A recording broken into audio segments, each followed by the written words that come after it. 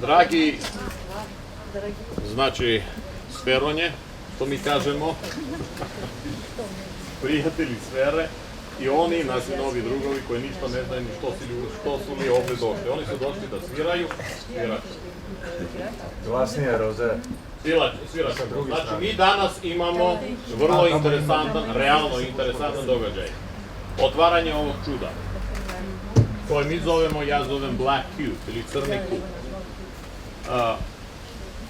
U dve reči, za one koji ne znaju, 2005. sam napravio onu konstrukciju, to je bilo po novinama, ne u ovoj zemlji i ovdje isto, koja se zove piramida. Pre malo više od pola godine smo napravili terminal, to je za moje neke eksperimente i sada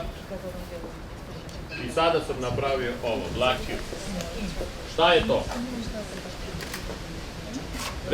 1915. godine, mali uvod, 1915. godine Kazimir Malević, poznati slikar, je naslikao crni kvadrat. Ako ste čuli za njega, ako neko nije čuo, crni kvadrat koji iz jedne perspektive se smatra najgenijalnijom slikom 20. veka. Zlatno, crni kvadrat, ništa drugo. Probat ću da objasnim zašto se to smatra najgenijalnijom slikom. Znači, slikarstvo kao takvo realno nije imalo veze sa slikarem. Slikar bio irelevantan. Slikarstvo bila forma fotografije.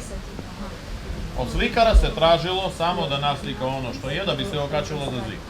Znači, slikari su bili kao u neko vreme kao astronauti. Njih nije bilo. Oni se gajili, onda oni su radili za crkvu, pričamo o srednjem veku i pre, naš ranji svijet. I za neke bogate familije. Ali sa vremenom slikarstvo počelo da se modifikuje. I onako, najveći skok slikarstva je bio kad se pojavio impresionizam. Kad koncept slikarstva je bio tako da slikar treba kroz slikarstvo da izrazi svoje emocionalno stanje tako da gledalac kad gleda dobiju refleksiju tog emocionalnog stanja. Znači, slika je metoda moduliranja emocionalnog stanja autora. Ta filozofija slikarstva se razvijala i početkom 20. veka došlo do sljedećeg stanja. Kad Kazimir Malević je rekao da samim svojim emocionalnim stanjem slikar ograničava gledalca da on dobije emocionalno stanje. Znači, slika ne bi trebalo da bude odraz emocionalnog stanja slikara, nego da omogući gledalcu da se ispoli njegovo emocionalno stanje, a ne emocionalno stanje slikara. I on je rekao ovako, znači sam to što ja kao slikar unosim, realno je ograničenje. Ja treba da mu dam mogućnost. I on naslikao crni kvadrat. Kao slika ona ništa mnogo ne znači, ali ovo je bio početak apsolutno avangardizma i svih tih pokreta. On je rekao da svako će vidjeti u toj slici ono na što je sposoban. Ali važno da mene lično kao slikara tu nema. Zato se ona smatra najgenijalnom slikom, barem iz nekog aspekta.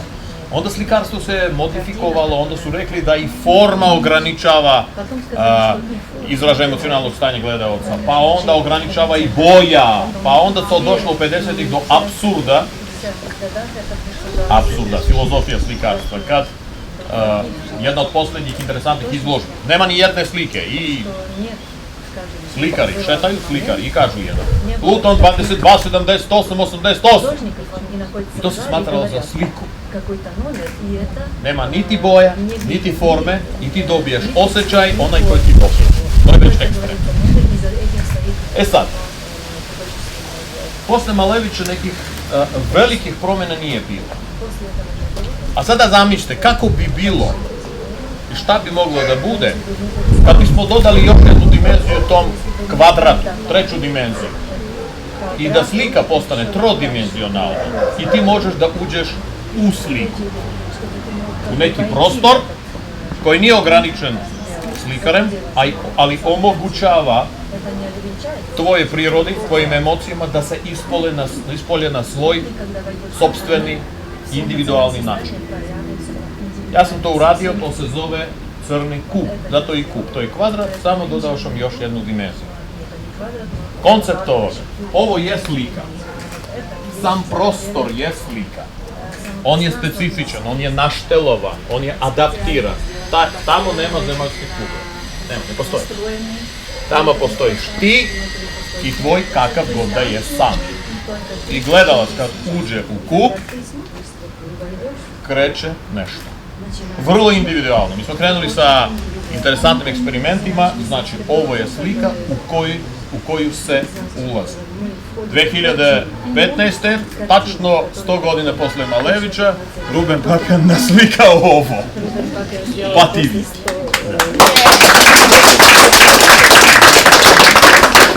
Planovi sa Crnim kubom da će on ići po svetu, po muzejima, po izložbama kao forma avangardnog slikarstva umetnosti. I mi danas otvaramo to, meni je čast da kažem u Srbiji, u Beogradu, da akcentiram, da.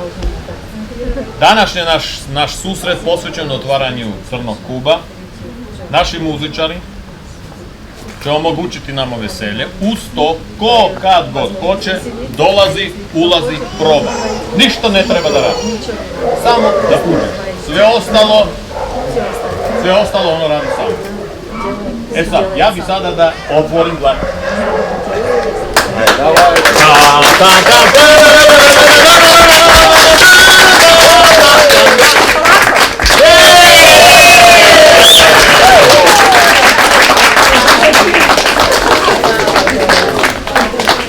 Imam još jednu stvar vama da kažem. Black Cube se ne bi pojavio takav kakav je, kad ne bismo imali našeg druga, Dušana Kustura.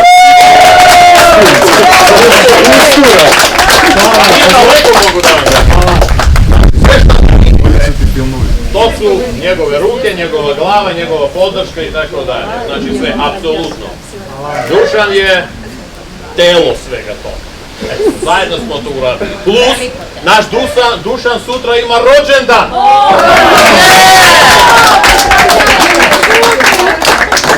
Bliski. Od imena cele sfere, Abagame i od mene lično, mi čestitamo tvoj 16. rođendan. Lično ti se zahvaljujem za sve što si uradio za mene. Druže moj. Ovo da će i dalje da radi.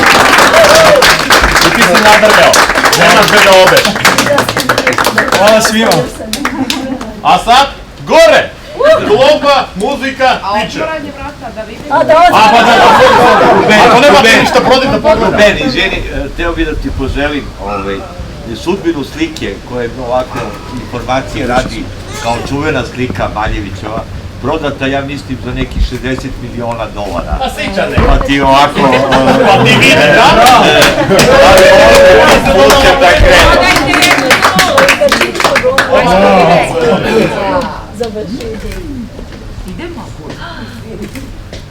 Ovde ima piramida, ovde ima vibracije, ovde ima rezonator, ovde ima moje znanje.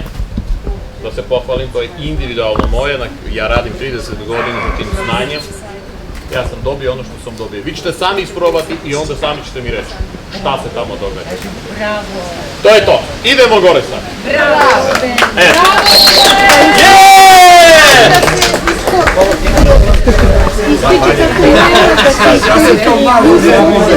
Ja, ljudi moji, evo, komentari su stigli. Mene su zamolili da kažem kako se treba koristiti. Bilo je jako prosto. Ulaziš, 15 minuta, budi tamo, to je to. Ona sama razgovara. Ako nešto se opuštaš, nemoj. Ali nemate šanse da se ne. Ona sama radi. To me je stvar. Moja supruga, by the way. Da, nisam vama rekao da mi imamo goste naše iz Kazahstana koji realno nisu gosti. 2 puta godišnje Kazahstan dolazi kod nas. Mi tamo imamo filijalu svoje organizacije. Ovo je onako kostur kazahstanski, ali ne mogu da propuste ovo, to je za njih nešto vanredno. Već su zamolili da to imamo u Kazahstanu, rekao sam, nema šanse. Ovaj jedan jedini komad. To je slika. Došla konačno Ana Marija. Ana Marija je stigla. To je to, idemo gore.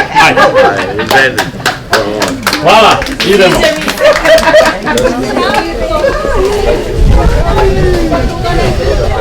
Nisam vidio sa svetlo.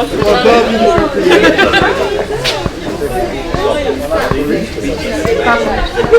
Naporno malo.